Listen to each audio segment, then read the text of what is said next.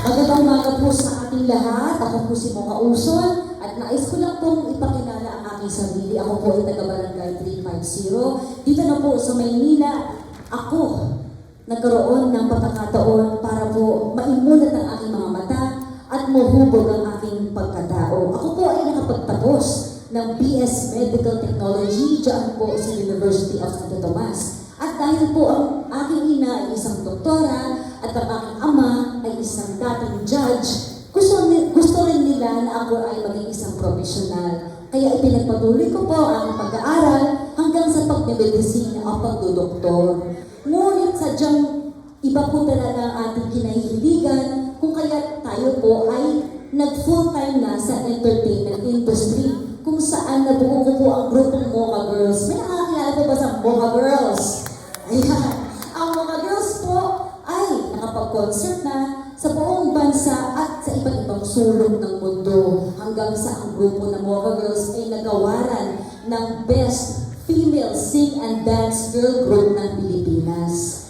2016, tayo naman po ay na-appoint bilang board member sa MTRCB or Movie and Television Review and Classification Board.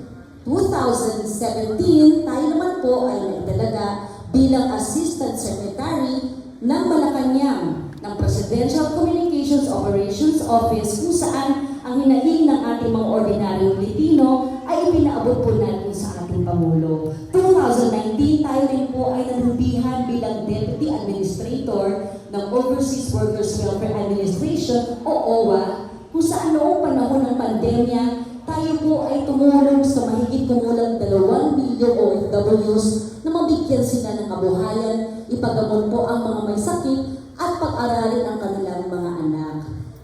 Bukod po sa ating mga kababayan dito na taga Maynila, meron po bang OFW o naging OFW o may kamag-anak na OFW?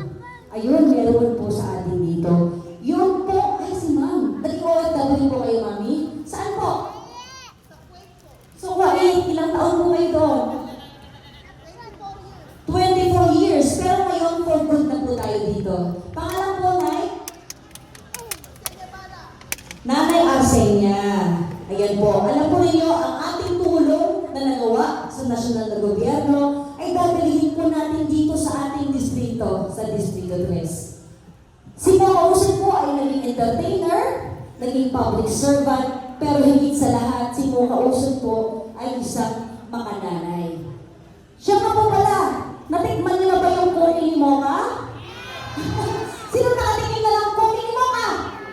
Sino dito ang hindi pa nakatikim ng koki ni Mocha? Sino dito ang gusto matikman ang koki ni Mocha?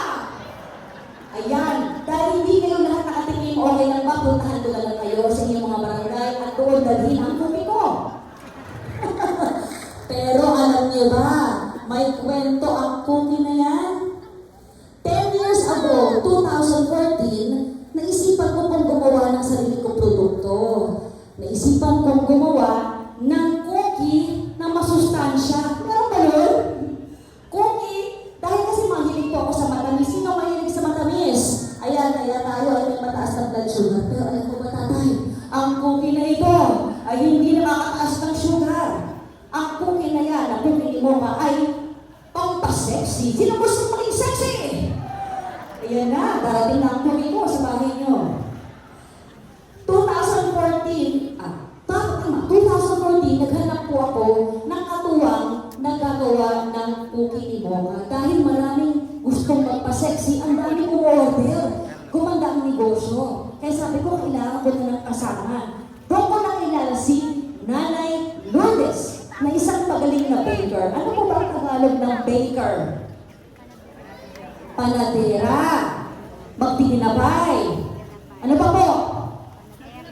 Ayun. So si Nanay Lourdes po ay naging katuwang po natin sa paggawa ng maraming cookies. At marami po tayong naibenta.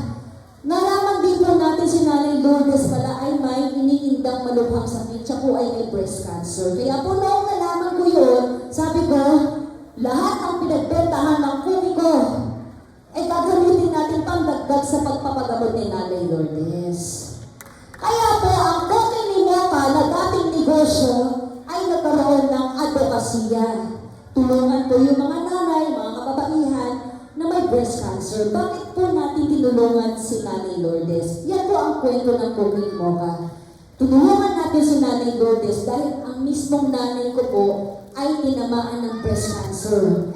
Breast cancer survivor po siya. Senior citizen na rin. At maraming sakit na iniinda. Kaya nga po alam nyo, hindi na po ako nakapangasawa dahil pinili kong alagaan ng aking ina.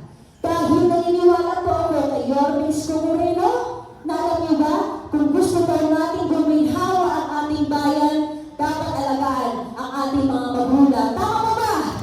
Alagaan ang ating mga nanay, tatay, lolo at lola. Dahil po, ayon sa Biblia, mga taga-Efeso, Kapitulo 6, versikulo 2 hanggang 4, igalang nyo ang inyong ama at ina. Dahil ito ang unang utos na may kalakip na pangako. Giginhawa ang iyong buhay, hahaba ang iyong buhay dito sa lupa. Kaya po muli, ako po si Mocha Ulson, katuwang ni Yorme Isko Moreno de Bagoso, Vice Mayor Chi Atienza, Congressman Abel Nieto at ang buong Yormes Church. Kung inyong pagbibigyan, ako si Mocha Ulson, isang makananay, aalagaan ko po kayo.